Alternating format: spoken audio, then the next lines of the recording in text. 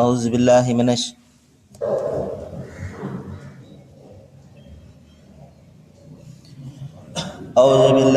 الشيطان الرجيم.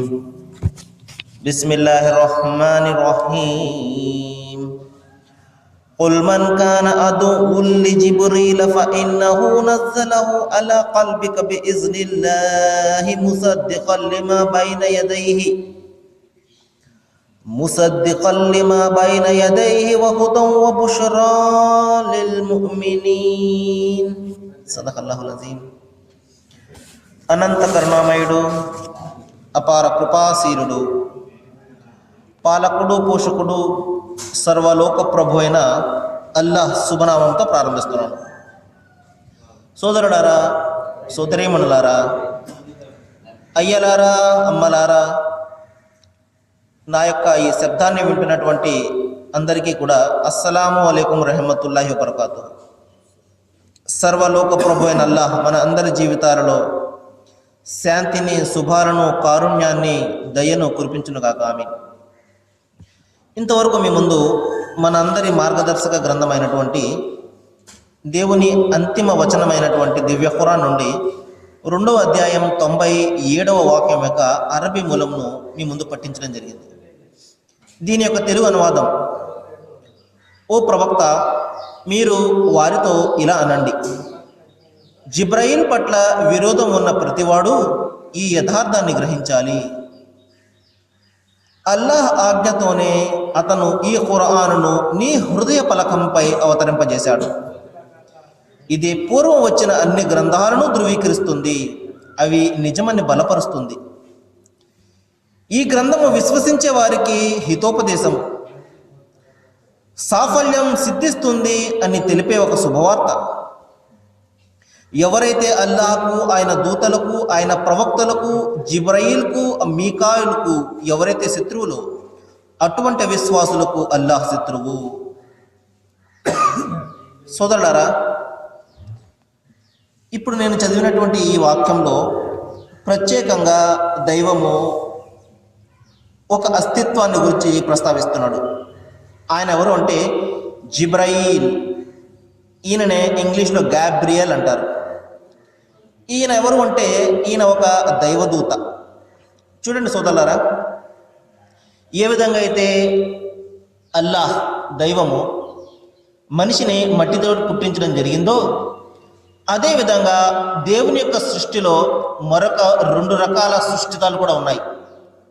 అవి దైవదూతలు మరియు జిన్నులు. ఈ విషయాన్ని గురించి నేను చాలా ముందు చెప్పడం జరిగింది.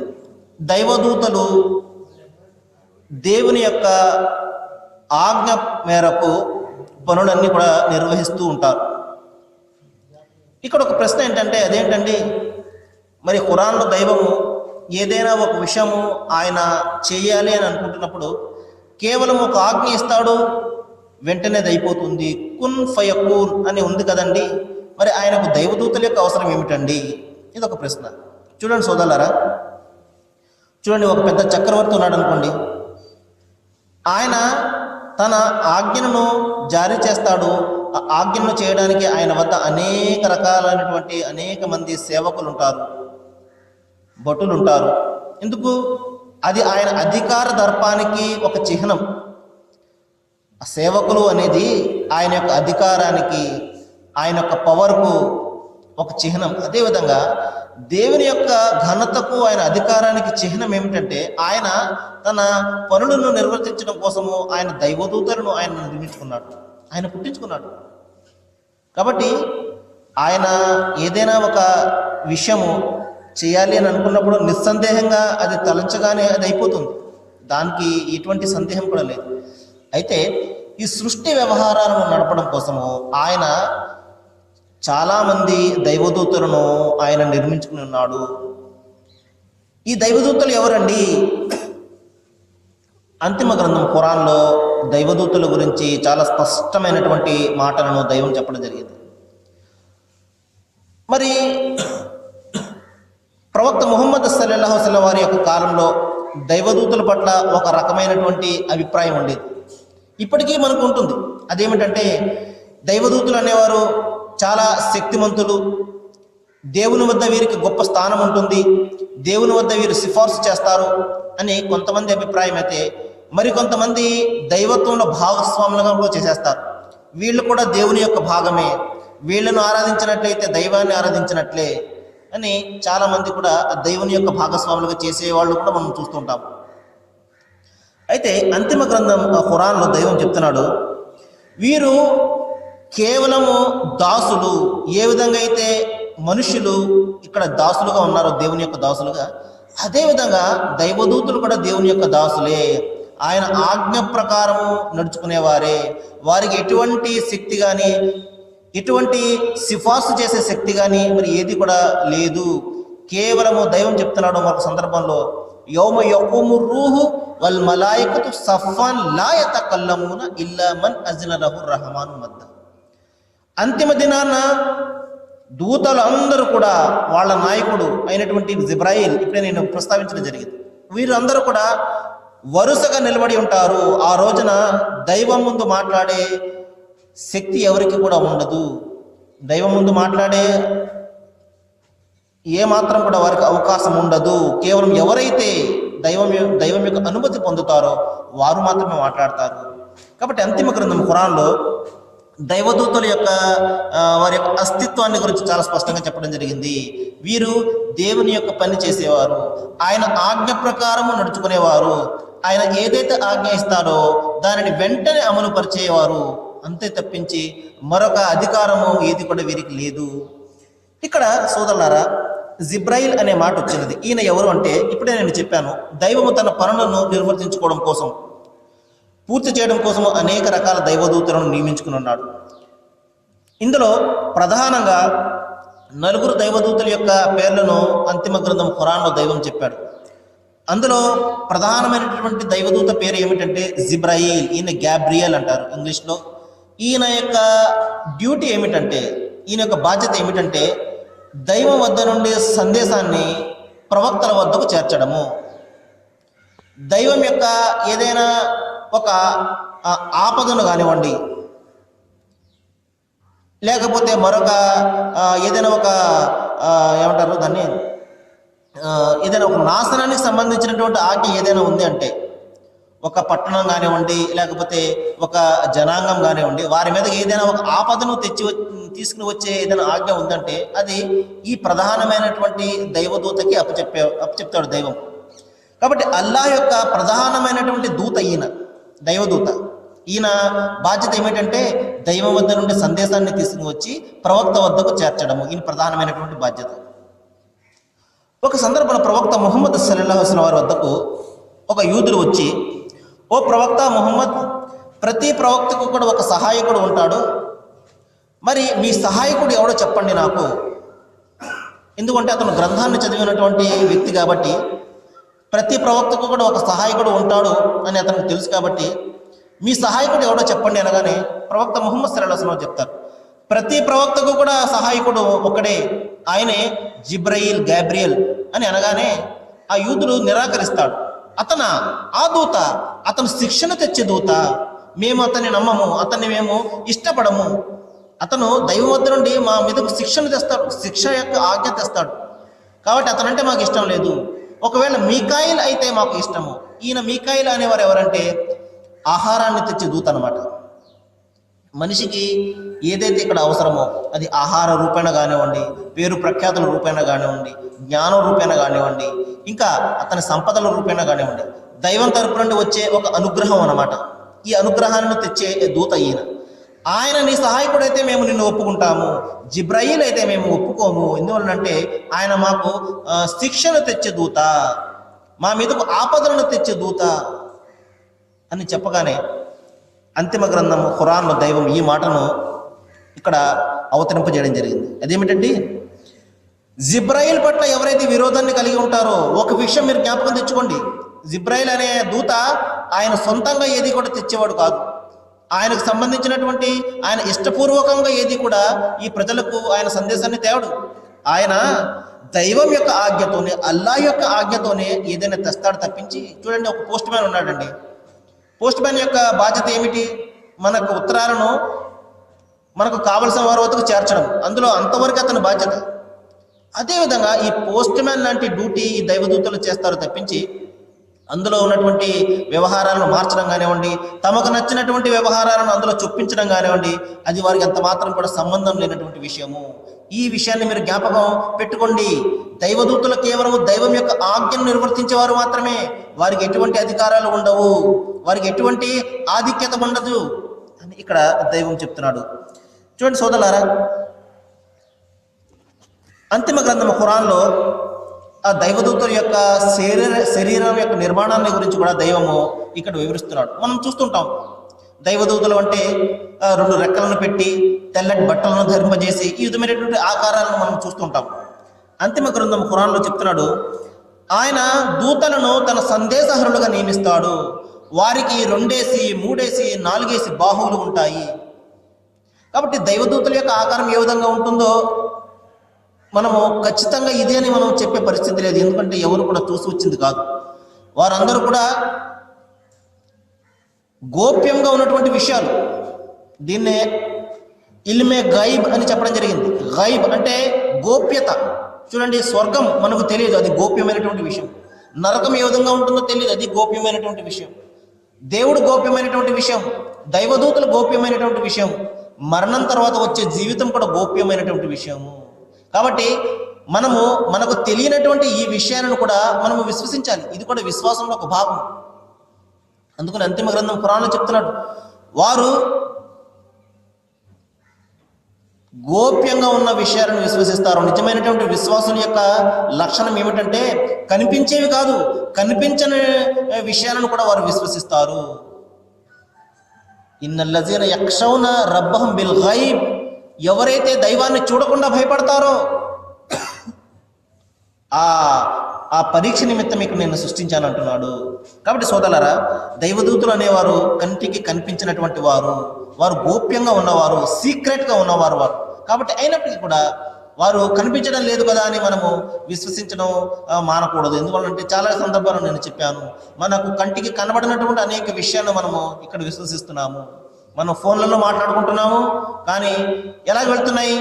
అది విద్యుదయస్కాంత తరంగాల రూపంలో వెళ్తున్నాయి. ఆ తరంగాలు మనకు కనబడుతున్నాయా? కనబడడం లేదు, అయినా మనం విశ్వసిస్తున్నాం కదా.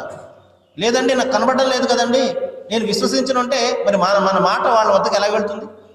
కాబట్టి మనకు కనబడినటువంటి అనేక విషయాన్ని మనం ఇక్కడ విశ్వసిస్తున్నాము. దైవాన్ని, ఆయన దూతలను, మరి మరణం తర్వాత వచ్చే జీవితాన్ని, స్వర్గాన్ని, నరకాన్ని కూడా మనం విశ్వసించాలి. ఆ విశ్వాసంలోనే మనిషి యొక్క సాఫల్యత ఉన్నదన్నమాట. కాబట్టి సోదరులారా, ఇంకా మనము మరొక ప్రధానమైనటువంటి అపోహ ఏమిటంటే దైవదూతలు స్త్రీలండి, స్త్రీ ఆకారాన్ని కలిగి ఉంటారు. ఇది ప్రధానంగా మనకు ఈ ప్రపంచంలో ఉన్నటువంటి అపోహ. దైవదూత అనగానే ఒక స్త్రీలింగాన్ని మనం కల్పిస్తుంటాం.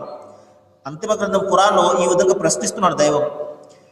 ఎవరైతే పరలోకాన్ని విశ్వసించరో, ఎవరైతే పరలోకం పట్ల నిజమైనటువంటి అభిప్రాయం ఉండదో, వారు దేవుని యొక్క దూతలను స్త్రీల పేర్లతో పిలుస్తుంటారు.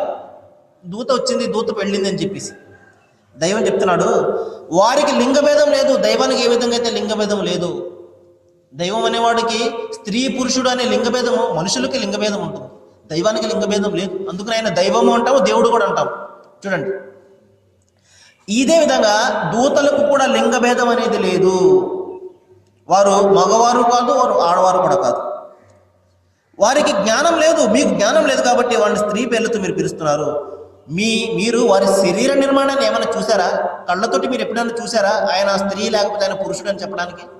అలాగే దేవుణ్ణి స్త్రీ లేకపోతే పురుషుడు అని చెప్పడానికి మీరు ఏమైనా ఆయన కళ్ళతో చూసారా?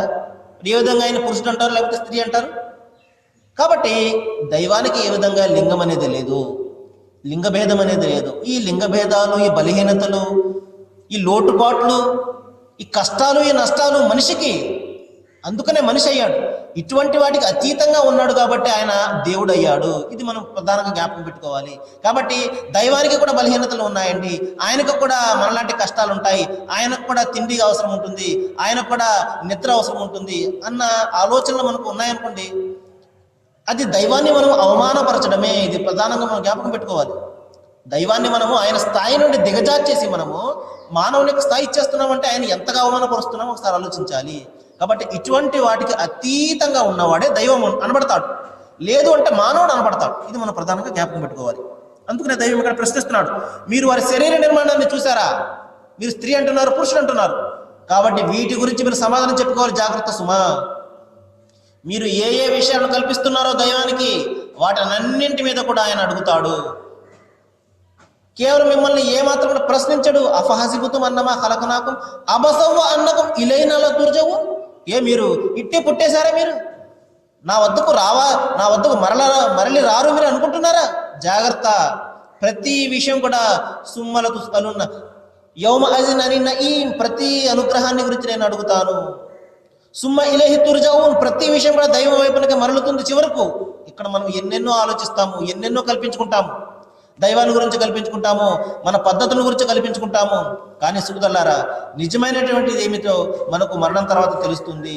ఇక్కడ ఎవరైతే మంచి చేసుకుంటాడో అతని వెంట మంచి వస్తుంది.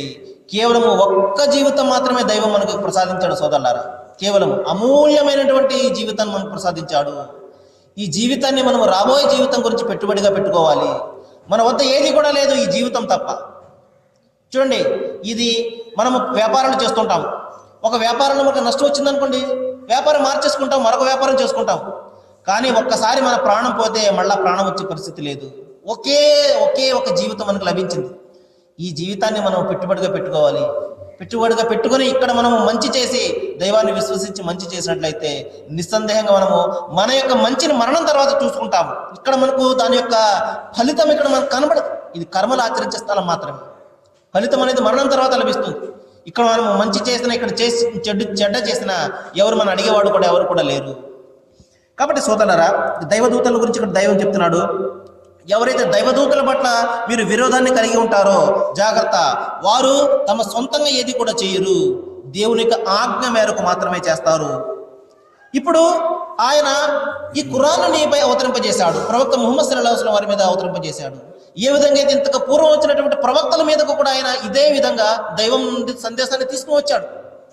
ప్రతి ప్రవక్త వద్దకు కూడా ఈ దూతే, జిబ్రాయిల్ అనే ఈ దూతే దైవం ప్రవక్త వద్దకు సందేశాన్ని తీసుకురావడం జరిగింది. కాబట్టి సోదరులారా, మనకు ఈ విషయం నచ్చలేదు కాబట్టి దూతలను తిట్టడము, లేకపోతే దైవం యొక్క గ్రంథాన్ని మనము అవమానపరచడం ఎంత మాత్రం కూడా చేయకూడదు. ఎందువలనంటే వీరు కేవలం పోస్ట్ మ్యాన్ లాంటి వాళ్ళు మాత్రమే. ఇచ్చేది ప్రసాదించేది ఆ దైవము.